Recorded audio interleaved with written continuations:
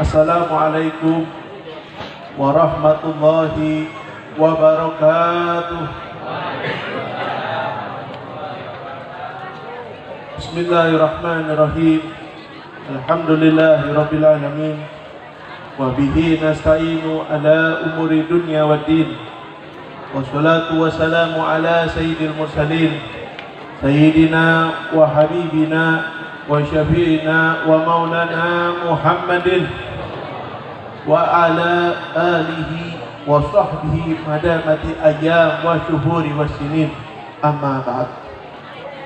Ila hadratil mukarramin wal muhtaramin, para kiai, para hujat, para alim ulama, para habaib, terusus daripada segenap pimpinan pada majelis dakwah Al-Admi, itu guru kita Ustaz Muhammad, dan juga tak lupa turut hadir daripada guru-guru kita yang lainnya, dan juga Al-Walid Al-Habib Ahmad Fahmi bin Abu Bakar Al-Idrus, dan juga segenap daripada para pengurus majelis dakwah Al-Admi, terkhusus daripada guru kita Ahli Nafila Saudara Bang Ruli, daripada pimpinan majelis dakwah Al-Admi cabang daripada di Cikarang ini. Kita doakan mudah-mudahan guru-guru kita semua panjang umur dan sehat walafiat, amin ya rabbal.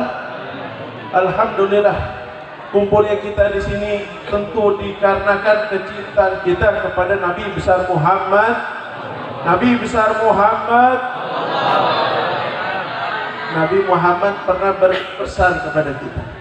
Nabi Muhammad pernah memberi contoh bahwasanya orang yang paling pelit yaitu orang yang ketika disebutkan namaku, namanya Nabi Muhammad, dia mulutnya mingkem, gak mau bersaut kepada Nabi Muhammad. Nah, itu orang pelit, orang koret, betul?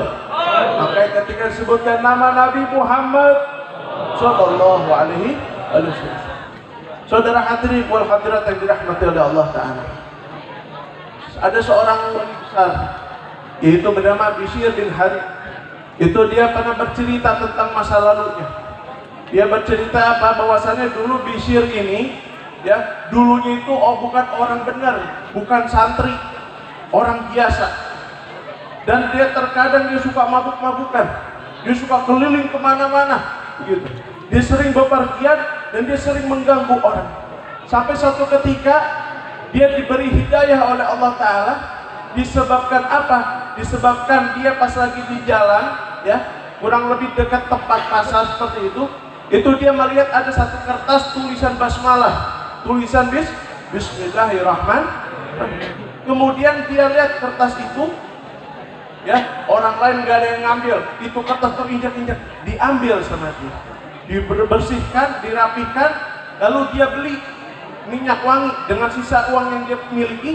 Dia beli minyak wangi, dia oleskan ke kertas tersebut yang bertuliskan nama Allah, yang bertuliskan lafaz Bismillahirrahmanirrahim tersebut, lalu disimpan di atas lemari.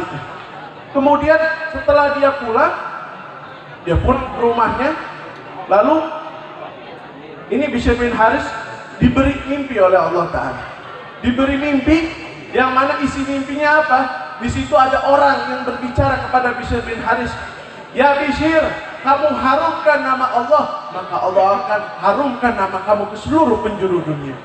Lalu Bishr bin Harith bangun dari mimpinya, dia bertobat kepada Allah, kemudian apa? Dia mempelajari daripada ilmu-ilmunya Allah, dia mengamalkan sunnah-sunnahnya Nabi Sallallahu Alaihi Wasallam. Dia lalu mengamalkan sunnah-sunnahnya Nabi, membaca Al-Quran dengan tekun, mempelajari isi Al-Quran, sampai dia dijadikan daripada salah satu walinya Allah Subhanahu.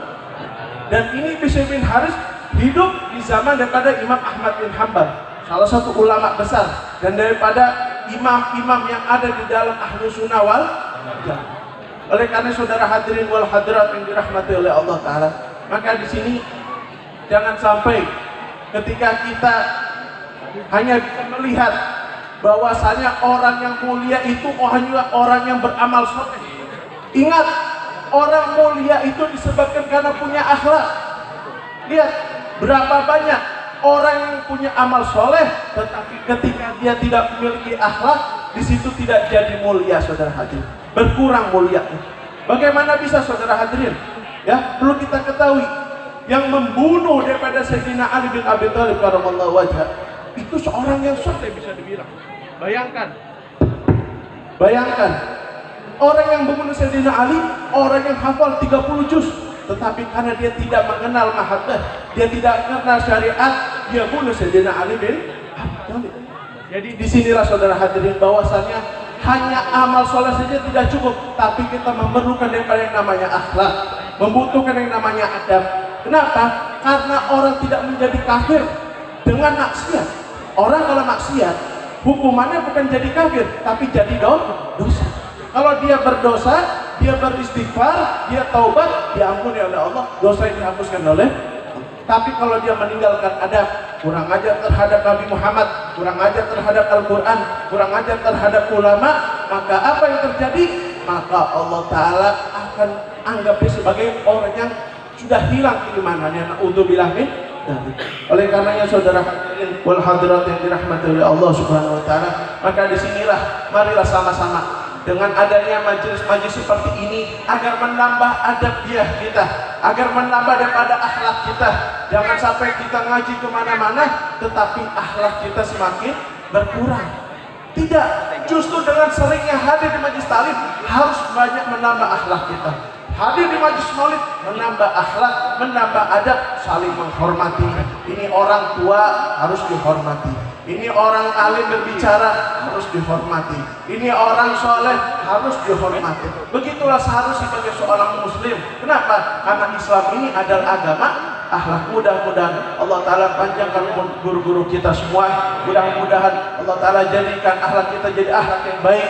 Mudah-mudahan sekembali kita di majelis ini Allah Ta'ala perbaiki hati kita, perbaiki akhlak kita agar menjadi orang-orang yang terdidik, ya, mendapatkan daripada rahmat dari Allah Subhanahu wa Ta'ala. Kurang lebih mohon maaf. Wassalamualaikum warahmatullahi wabarakatuh.